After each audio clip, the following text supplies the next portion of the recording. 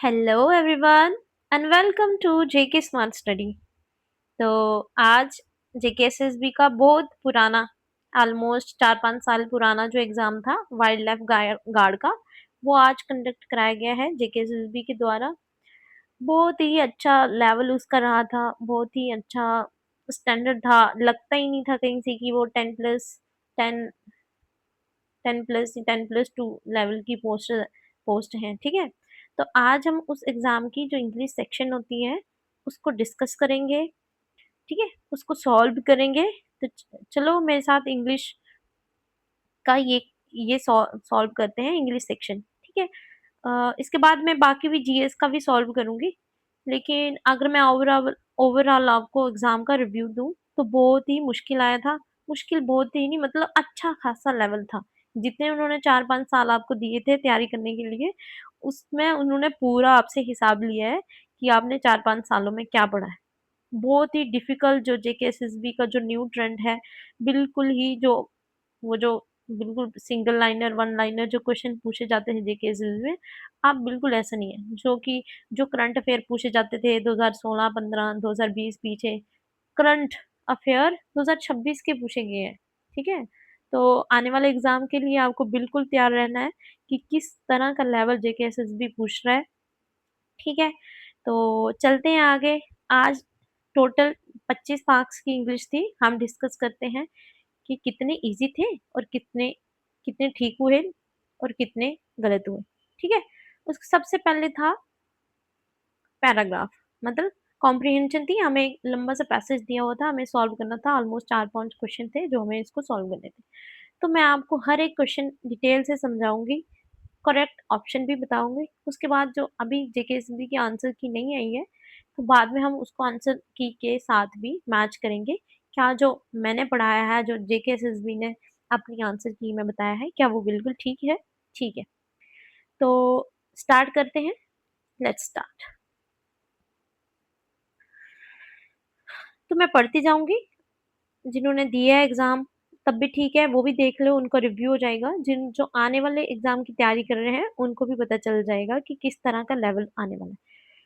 तो क्या था पैसे? Wildlife across the world is facing increasing risk due to human activities and environmental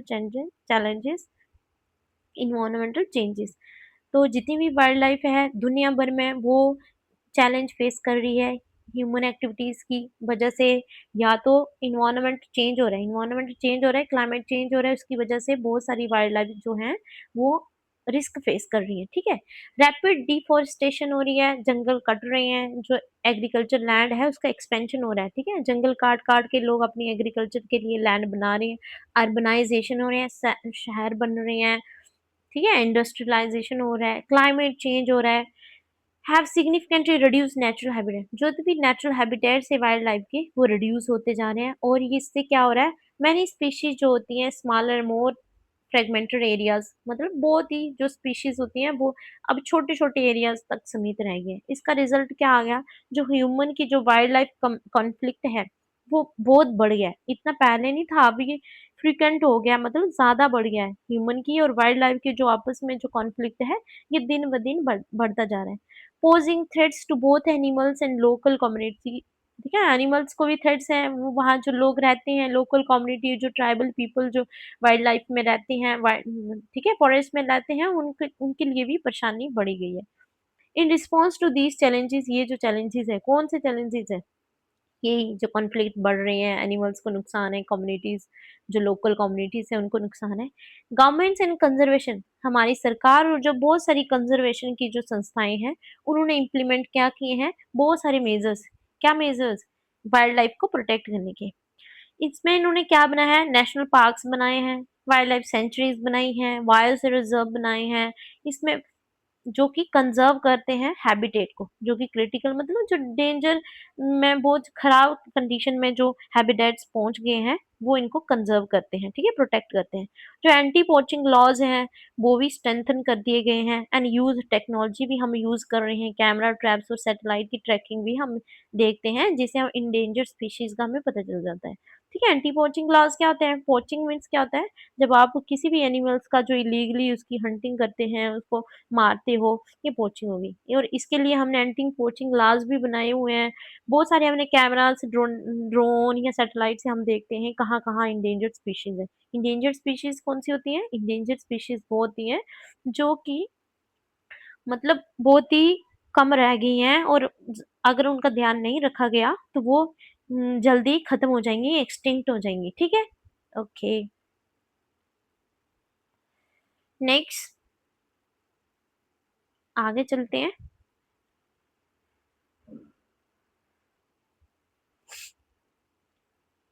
awareness campaigns have been also launched to involve local community. बहुत सारी हम awareness campaigns launch करते रहते हैं, जिससे जो लोकल कम्युनिटीज़ हैं, उनमें जो कंज़र्वेशन है के एफर्ट्स बढ़ें, ठीक है? लेकिन ये सब करने के बावजूद भी जो वाइल्ड लाइफ कंजर्वेशन जो कॉन्टिन्यूज टू फेस लिमिटेशन, ठीक है, हम इतने सब कुछ हमने बनाया है, सेंचुरीज बनाई हैं, पार्क्स बनाए हैं, रिजर्व बनाए हुए हैं, कुछ ऑर्गेनाइजेशन भी है, कैमरा ड्रोनिंग सैटेलाइट ये सब कुछ करा है, उसके बावजूद भी हमें बहुत सारी लिमिटेशन आती हैं इनको कंजर्व करने में। क्यों? हमारे पास इनसफिशिएंट फंडिंग है, ठीक है? इतने फंड नहीं है हम सब कुछ जनरेट कर सकें। हमारे पास वीक इन्फो लॉज़ तो बना दिए लेकिन लॉज़ ही आपको पता ही है इंडिया में लॉज़ तो हर एक चीज़ के लिए लॉज़ बने हुए हैं, लेकिन उसकी जो इन्फोर्समेंट है लॉज़ के लिए वो एकदम प्रॉपर नहीं है। हर एक लॉज़ आपको हर एक कोने पे लॉज़ मिल जाएँगे, हर एक चीज़ के लिए लॉज़ बनाए हैं, लेकिन अगर आप बात करो इन्फोर्समेंट की, तो बड़ी ही वीक इन्फोर्समेंट है लॉज़ की।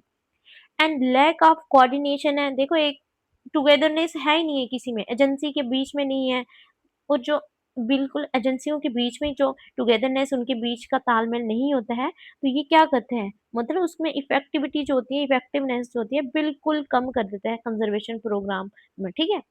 अब और भी इसमें बात करें तो कंजर्वेशन एफर्ट जो हैं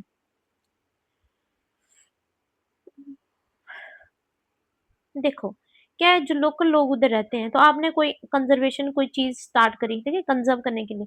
अगर वहाँ जो लोकल लोग रह रही हैं, उनके हित में वो चीज़ें नहीं हैं, तो वो लोग क्या करेंगे? वो आपको रेज़िस्टेंस देंगे, ठीक है? वो उस चीज़ को अपोज़ करेंगे, ठीक है?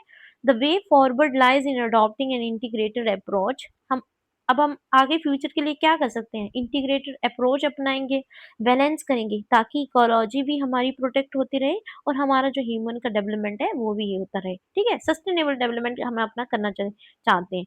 कम्युनिटी बेस्ड कंजर्वेशन मतलब जो लोकल बेस है, लोकल जो कम्युनिटी वहाँ रहती है वाइल्ड लाइफ में हमें, ठीक है? उनको साथ लेके उसको कंज़र्व उनका भी बेनिफिट देके हमें उसको कंज़र्व करना होगा।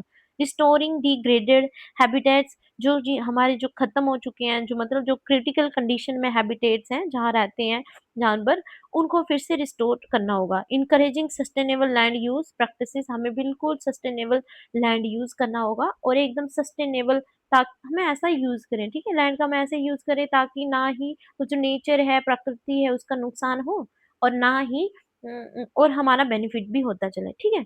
इसके लिए हम कुछ एसेंशियल स्टेप्स लेते हैं, long term success will depend on और इसके लिए क्या होगा? जो लॉन्ग टर्म सक्सेस है विल डिपेंड ऑन देखो सरकार को भी हम जो सरकार को कड़े इसमें स्टेप लेने होंगे, उसकी जो कमिटमेंट है वो स्ट्रांग होनी चाहिए। इसमें साइंटिफिक रिसर्च होना चाहिए, जो एक्टिव पब्लिक की जो पार्टिस वहाँ जो एक्टिव है वही जो ट्राइबल लोग हैं और भी जो वाइल्ड लाइफ एरिया के पास-पास रहते हैं, उनकी उनकी पार्टिसिपेशन बहुत ज़्यादा ज़रूरी है, ठीक है? ताकि वाइल्ड लाइफ कंज़र्वेशन भी रहे, इफ़ेक्टिव भी रहे और साथ में इंक्लूड भी करें उन लोगों को, ठीक है? ये था पूरा पैराग्राफ आपने पढ़ा, आपको समझ में भी आ गया। नटशेल में क्या है कि वाइल्ड लाइफ जो सेंचुरी वाइल्ड लाइफ जो है बहुत ज़्यादा हमने कंज़र्व करने के बहुत ज़्यादा मेथड बनाए तो हुए हैं। हमने पार्क बनाए हुए हैं, सेंचुरीज़, रिज़र्व सब कुछ ऑर्गनाइज़ेशन भी बनाई है, ड्रोन, सैटेलाइट ये सब भी लगाए हैं, लेकिन कहीं न कहीं हम लैग करते हैं। क्यों लैग करते हैं? स्ट्रॉन्ग एनफोर्समेंट नहीं है हमारे पास लॉज़ की, ठीक है? और साथ में जो लोकल कम्युनिटी है उनको हम इतना इंक्लूड नहीं करते हैं। तो हमें क्या करना चाहिए? हमें एक सस्टेनेबल अप्रोच अपनानी चाहिए ताकि जो नेचर है, जो हमारी प्रकृति है उसको भी नुकसान ना हो और जो ह्यूमन की डेवलपमेंट वो भी हो सके, ठीक है? और साथ में जो लोकल लोग हैं, जो पब्लिक की पार्टिसिपेशन वो भी हो सके। तो ये था ये था पैसेज, तो इजी था। अगर आपका वाइल्ड लाइफ का एग्जाम है तो ऑब्वियस था, ये ऐसा वाला तो आना ही था, ठीक है। आपको जानकारी होनी चाहिए, आपको जानकारी हो गई इसकी, तो अब इसके क्वेश्चन हम डिस्कस करते हैं, ठीक है। What is the main reason for increasing risk of wild life mention in the passage, ठीक है। क्या क्या रिस्क हैं, ज्यादा क्या रिस्क हैं, ठीक है। रिस्क आ रही है वाइल्ड लाइफ जो पैसेज में, ठीक है। पैसेज इसीलिए आपको दिया होता है, आपको अपनी जो जो चीजें पैसेज में मेंशन होती है उसी के हिसाब से आपको मेंशन करना है। क्या नेचुरल डिजास्टर्स ओनली इसका रीजन है, जो वाइल्ड लाइफ का जो रिस्क, मतलब वाइल्ड लाइफ जो खतरे में है, क्या इसका सिर्फ नेचुरल डिजास्टर रीजन है? नहीं। क्या साइंटिफिक रिसर्च इकलौती इसका रीजन है? नहीं। क्या वाइल्ड लाइफ की पॉपुलेशन इंक्रीज हो रही है, क्या इस बात का जिक्र था? नहीं, इस बात का कोई क्या था, जो ह्यूमन की एक्टिविटीज हैं और जो बदलता जो हमारा इन्वायरमेंट है, इसके कारण क्या हो रहा है, वाइल्ड लाइफ जो है चेंज हो रही है, रिस्क में आ रही है, ठीक है। तो करेक्ट ऑप्शन क्या है, बी। ठीक है, ये एक्सप्लेनेशन है, आप इसको पढ़ लेना, ठीक है। मैं आपको समझा रही हूँ, आप बाद में एक्सप्लेनेशन भी पढ़ लेना, ठीक है। Which step has not been mention as a conservation measure, बहुत सारे कंजर्वेशन हमने मेजर करे, इसमें से कौन सा स्टेप नहीं है? तो हमने ये बोला कि हमने हाँ वाइल्ड लाइफ सेंचुरीज बनाई थी, हमने एंटी पोचिंग लॉ को भी स्ट्रेंथ करना है, यूज टेक्नोलॉजी फॉर मॉनिटरिंग के लिए भी यूज करी है। क्या हमने ये बात कही कि रीलोकेट करनी है फॉरेस्ट ड्वेलिंग कम्युनिटीज, जो कि अंदर फॉरेस्ट में ड्वेलिंग करते हैं, हमें उसको रीलोकेट करना है? क्या ये सब बात करी गई थी पैसेज में? नहीं, ये बात नहीं करी थी। तो करेक्ट ऑप्शन क्या है, D is the correct option. Okay, next चलते हैं हम आगे। द इंटीग्रेटेड अप्रोच क्या बोलती है कि हमें क्या करना चाहिए भाई, हमको इंटीग्रेटेड अप्रोच यही बोलती है कि हमें साथ में हम जो नेचर है उसका भी हम सस्टेनेबल तरीके से इस्तेमाल करें, और साथ में हमारी ह्यूमन डेवलपमेंट भी हो। क्या यही बोलते हैं कि ओनली वाइल्ड लाइफ प्रोटेक्शन पे फोकस करो और एनिमल उसको रहने दो, ह्यूमन डेवलपमेंट रहने दो? क्या यही बोलती है कि जो कंजर्वेशन लॉज हैं उनको रिप्लेस कर दो? क्या ये सब बोलती है? पैसेज में ये सब बताए हैं, combining ecological conservation and human development, this is the correct answer, ठीक है। गिविंग प्रायोरिटी टू इंडस्ट्री, ये सब नहीं बोला था। उसके बाद next question, fill the blanks with the most appropriate articles. अब आर्टिकल की बारी है, ठीक है।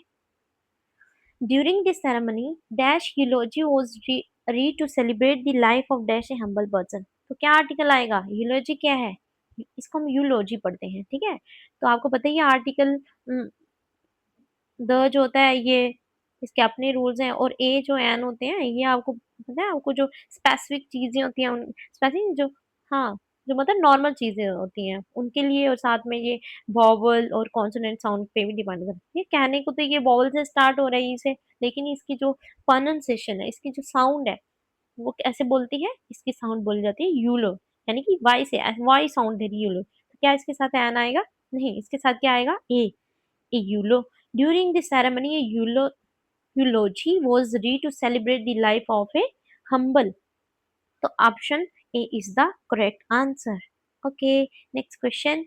Fill the blanks with the most appropriate articles.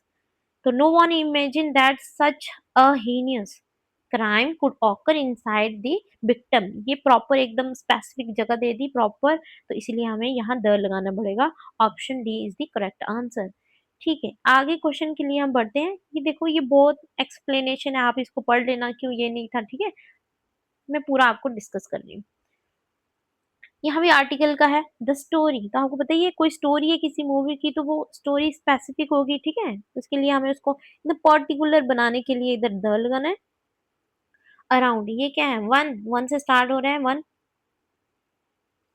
है तो बबल, लेकिन साउंड कौन सी आ रही है, साउंड आ रही है कॉन्सोनेंट की, यहाँ आ गया ए, ठीक है। The story of this movie revolves around a one-eyed man who overcomes many challenges. Okay, next one.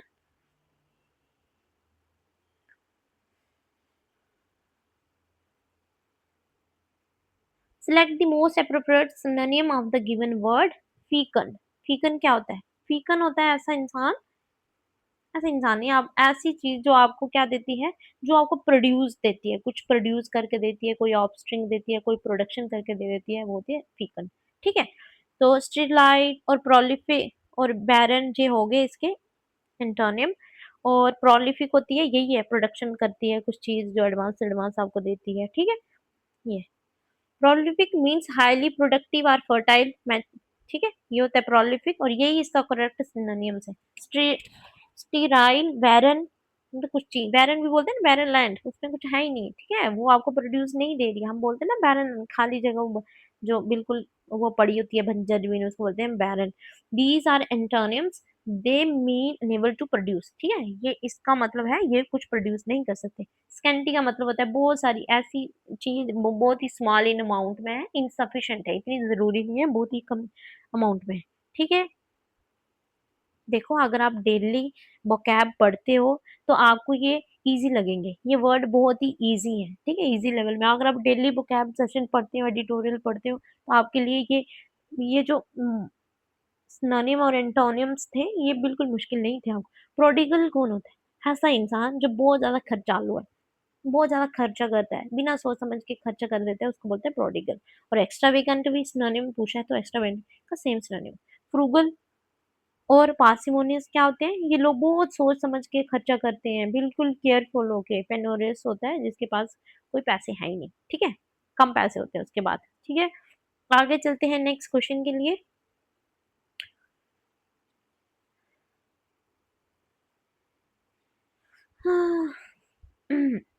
Appropriate antonym prudence. Prudence कौन बंदा होता है? प्रूडेंट कौन होता है? ऐसा इंसान जो बिल्कुल केयरफुल होके जजमेंट देता है, ठीक है? फ्यूचर का सोच के, बिल्कुल अपनी सोच समझ के, बिल्कुल अपनी सोच समझ लगाता है, बिल्कुल केयरफुल होता है, फ्यूचर से सोच समझ के अपनी जजमेंट देता है, दैट इज द प्रूडेंस, ठीक है? तो ब्रैशनेस का भी यही सेम मतलब है। सर्कमस्पेक्शन भी बिल्कुल सोच समझ के, सर्कम होता है, सर्कम का रूट बोला सर्कल में, स्पेक्शन मतलब बिल्कुल केयरफुल होके, तो ये दोनों क्या है? ब्रशनेस इसका उल्टा है। ये बिल्कुल केयरलेस होके, बिल्कुल रूड होके, बिना सोच समझ के जो जजमेंट दे देते हैं वो होते हैं ब्रशनेस, ठीक है? जिंजरलीनेस और ये सब, ये दोनों इसके सिनोनिम्स हैं। और कोलोक्यूलिज्म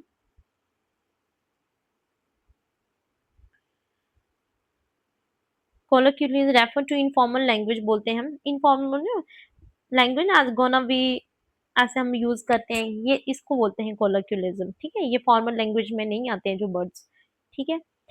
most appropriate antonym of the word benign. Benign का मतलब होता है बहुत ही अच्छा, जो हार्मफुल नहीं है, जो हार्मलेस है, जो आपके लिए, दैट इज बिनाइन।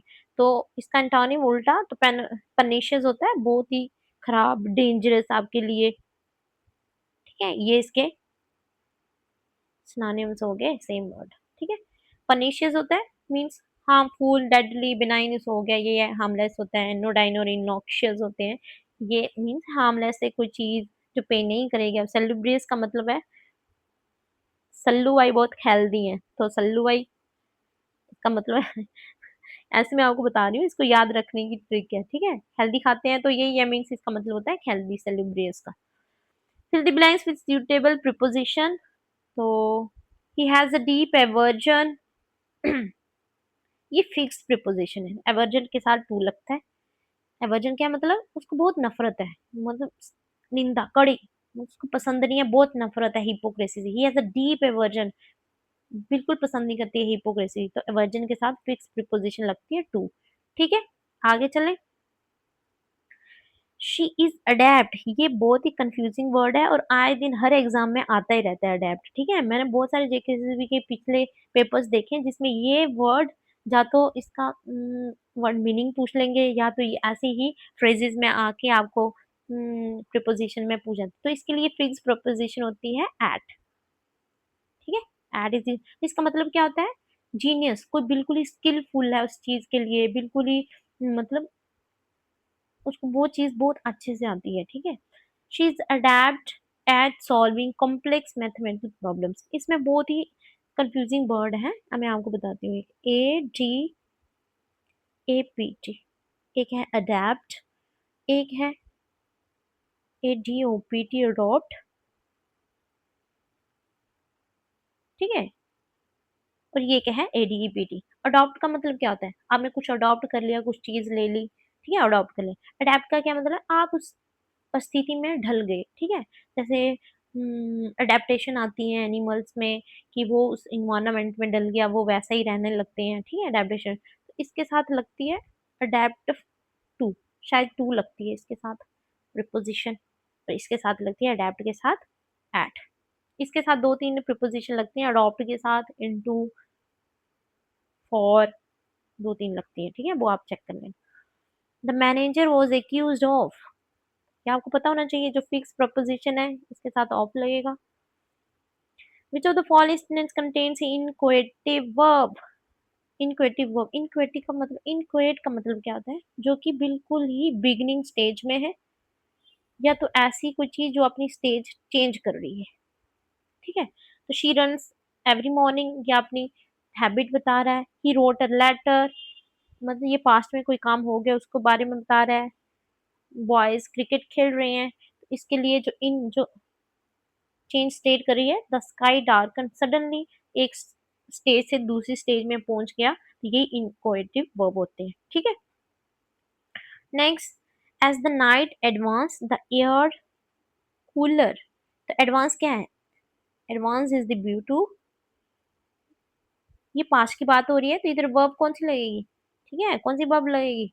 एडवांस हो रही है, ये पास्ट की बात हो रही है, तो इधर वर्ब कौन सी यूज होगी? सॉरी, वी टू, यहाँ वी टू यूज होगी, ग्रीव, ठीक है? नेक्स्ट क्वेश्चन में चलते हैं हम। The apparatus function as it was originally designed to do, which of the verb is used as sentence? अब आपको पता होना चाहिए ट्रांजिटिव वर्ब कौन से होते हैं, इनट्रांजिटिव वर्ब्स कौन से होते हैं, लिंकिंग वर्ब कौन से, ऑक्सिलरी। मैं आपको शॉर्ट में समझा। ट्रांजिटिव वर्ब्स कौन से होते हैं? जिनके पास सब्जेक्ट भी होता है, वर्ब भी होती है, और उनका अपना ऑब्जेक्ट भी होता है, इसको बोलते हैं हम अपनी ट्रांजिटिव वर्ब, ठीक है? इनट्रांजिटिव वर्ब कौन है? सब्जेक्ट तो है, वर्ब भी है, लेकिन इनका जो ऑब्जेक्ट होता है वो मिसिंग होता है, इनको बोलते हैं इनट्रांजिटिव वर्ब। और लिंकिंग वर्ब तो पता ही है आपको, ये सब्जेक्ट है, ये वर्ब है, लिंकिंग वर्ब में इसको जो एक्स्ट्रा इंफॉर्मेशन देनी होगी,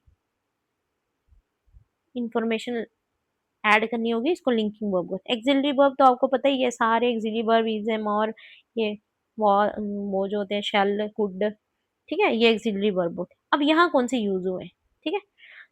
द apparatus, apparatus ये हो गया सब्जेक्ट, है ना, ये सब्जेक्ट हो गया। द apparatus फंक्शन ये हो गया वर्ब।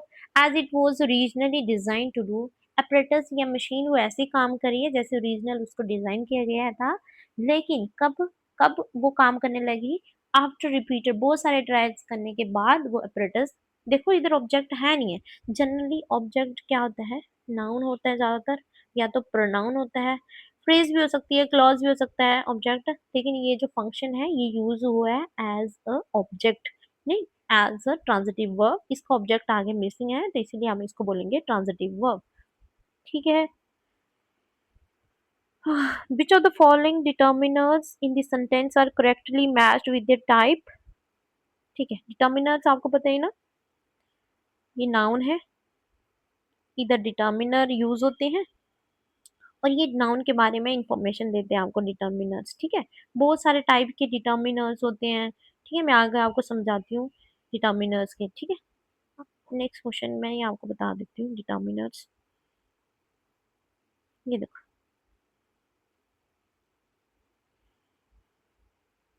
डिमॉन्स्ट्रेटिव डिटर्मिनर होते हैं, डिस्ट्रीब्यूटिव डिटर्मिनर होते हैं, जो चीजें डिस्ट्रीब्यूट जैसे ये ना करने के लायक आती हैं, डिस्ट्रीब्यूट इंडिविजुअलिटी शो करते हैं, वो होती हैं। कुछ पोजेसिव जो अपना हक दिखाते हैं, डिटर्मिनर नाउन के साथ मिलके, ठीक है? क्वांटिटेटिव क्वांटिटी दिखाते हैं, ठीक है?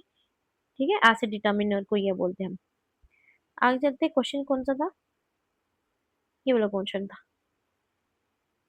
ये क्वेश्चन है। Which of the following determiners in the sentence are correctly match, तो कौन कौन से? मैं एक बार पेपर देख लेती हूँ, मैं इसको बोल्ड करना रह गई हूँ।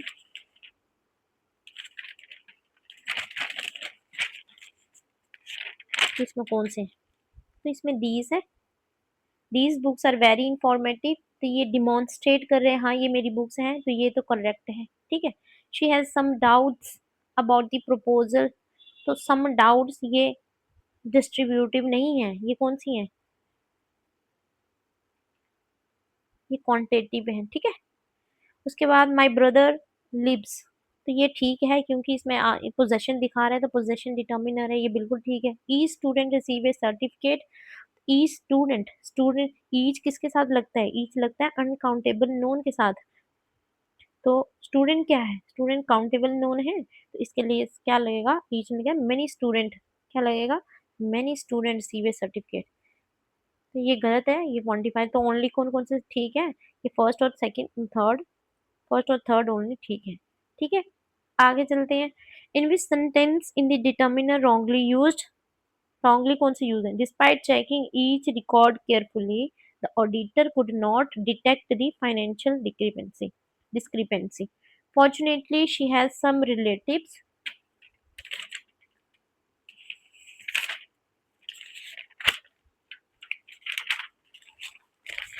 एक जस्ट अ सेकेंड, एक सेकेंड रुकना।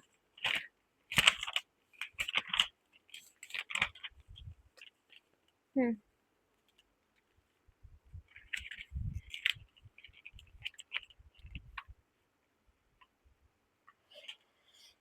डिस्पाइट चेकिंग ईच रिकॉर्ड, ये भी करेक्टली हुआ है। शी हैज सम, इधर सम है। She has some relatives who are always ready to, यहाँ कौन सा है? ये ईच रिकॉर्ड के लिए यूज हुआ है। नॉट मच स्टूडेंट वर, हाँ वो ऊपर वाला मैंने गलत बोल दिया, ये था मच। मच नहीं आता, स्टूडेंट्स अनकाउंटेबल नोन है, तो इसके लिए मैं नहीं आता है। दो student participated in the debate combinations, तो ये वाला ठीक था, दो स्टूडेंट्स था, मतलब बाकी सब सही यूज हुए हैं, ये डी वाला ऑप्शन सही यूज नहीं हुआ है। ठीक है, आगे चलो।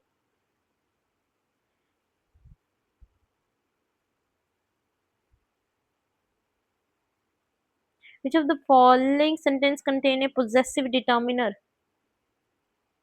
possessive किसमें है? इधर several यूज हुआ है, क्या ये possessive दिखाता है, हक दिखा रहा है? इधर every यूज हुआ है, क्या ये हक दिखा रहा है? इधर some यूज हुआ है, क्या ये हक दिखा रहा है? few students understand complexity of such, few use हुआ है, दिखा रहा है, हक दिखा रहा है, तो ये दिखा रहा है their achievements, उसकी achievements, उसका हक। ठीक है, option D is the correct answer. Select the correct spelling of the word a person who talks through his or her hat, इसको हम क्या बोलते हैं? परपिलोक्शनिस्ट, पिरोरोरेशनलिस्ट, परलोक्शनिस्ट, इसको बोलते हैं। करेक्ट स्पेलिंग ये है, परलोक्शनिस्ट। ठीक है, ये क्या होता है? ये एक ईडियम है। ईडियम का क्या मतलब है इसमें? ये कि वो जो while talking to one's head का मतलब है ईडियम, ये कि वो तो नॉनसेंस टॉक कर रही है। करेक्ट स्पेलिंग इस टर्म का यही है। Each act theory to describe the effect of the speaking. अब है जो करेक्टली स्पेल्ड वर्ड कौन सा है? तो सैक्रिलीजियस, ये गलत है। सैक्रिलीजियस का ये भी गलत है वर्ड। सैक्रिलीजियस ये स्पेलिंग, तो करेक्ट स्पेलिंग क्या हुआ? ये है सैक्रि, देखो रहे हो पेपर का लेवल, देख रहे हो? सैक्रिलीजियस इज द करेक्ट स्पेलिंग। अब कुछ वर्ड हैं, कितने भर भर के vocab पूछी है इसमें। इसका रिकोशे, मेलनकोली, पोइग्नेंट, सबटरफ्यूज। देखो रिकोशे का क्या मतलब होता है कि आपने कोई ये करना है, कोई जल्दी से किसी के साथ टकराई, वहां से हिट बैक हुई जोर से, तो इसका करेक्ट मीनिंग मैं कहाँ से ढूंढूं? कैरम, तो कैरम में हम यही करते हैं, यहाँ से मारते हैं यहाँ तक, तो बिल्कुल हिट होके बैक आती है। तो फर्स्ट का हो गया ए। ठीक है, तो मेलनकोली होती है मतलब बहुत सैड सा बंदा, बहुत सैड सा है। ठीक है, रिजेक्टेड हो गया वो बंदा। पोइग्नेंट मतलब ऐसा बिल्कुल दुख भरी सैड जो इमोशंस आपके आते हैं ना, जैसे आपने कोई मूवी देखी तो भर भर के इमोशन सैड वाले आ गए, ये होती पोइग्नेंट। Hurt trending. ठीक है, उसके बाद है सबटरफ्यूज, भी सैड ही होता है आई थिंक। ये इसकी correct option D correct answer है। It shows a cavern to once of dejected sadness, emotionally touching होती, हर्ट ट्रेंडिंग। हाँ, एक आपने ऐसा प्लान, सब्टरफ्यूज का मतलब होता है आपने ऐसा प्लान बनाया, आपने ऐसा सच्चाई को छुपाया जिससे आपको क्या हुआ, नुकसान नहीं हुआ। कोई भी गलती आपने करी, आपने ऐसा कुछ ऐसा प्लान बनाया जिससे आपको उसका सामना नहीं करना पड़ा। ठीक है, चार नीचे सेंटेंस दिए हैं, आपको इसको एकदम कोहेरेंट वे में अरेंज करना है, बिल्कुल लॉजिकल वे में इसको करेक्टली असेंबल करना है। ठीक है, तो ये सब जो क्वेश्चन होते हैं पैरा जंबल्स के, इसको आपने बिल्कुल ही ऑप्शन की मदद से, बिल्कुल इजी हो जाता है, आपको बिल्कुल ऑप्शन की मदद से जाना है। तो फर्स्ट वन क्या है, sustainable economic growth can only be achieved. ठीक है, ये one can only be achieved through collaborative efforts among government agencies and private enterprises. The option is the correct answer. ठीक है, which of the following sentence is grammatically correct है। ठीक है, तो first one, neither of the proposal submitted by the committee members वर, पर नहीं आएगा, neither के साथ हमेशा जो सिंगुलर वर्ब आती है,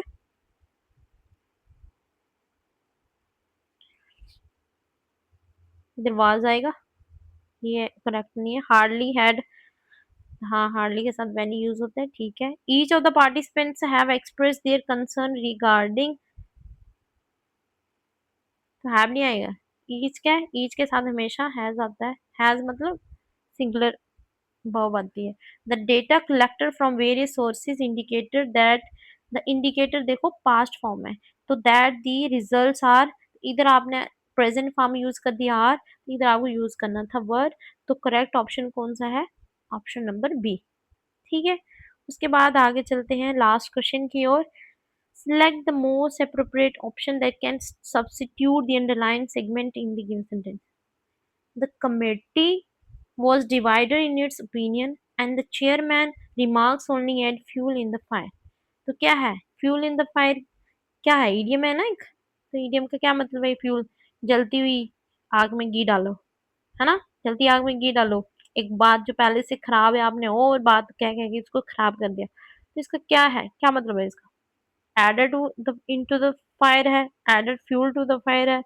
करेक्ट ऑप्शन जो है डी है, add fuel to the fire. देख रहे हो, मीनिंग नहीं पूछ रहा आपको, क्या कैसे फ्रेम होती है वो पूछ रहा है आपको। आई होप आपको समझ आया होगा। पेपर का लेवल अच्छा खासा था, भर भर के इसमें vocab पूछी गई थी। अब मैं आपको बहुत सारे जेके एसएसबी के प्रीवियस ईयर जो पेपर हुए हैं उनका मैं आपको एक एक क्वेश्चन एक एक पेपर में लेके आपको इंग्लिश सेक्शन जो है मैं डिस्कस करूंगी। ठीक है, कोई भी क्वेरी हो इसके रिलेटेड, कोई भी आपको कोई बात पूछनी हो तो कमेंट सेक्शन में आपका आप लिख सकते हैं। तो आज के लिए इतना ही, बाय बाय, टेक केयर, जय हिंद।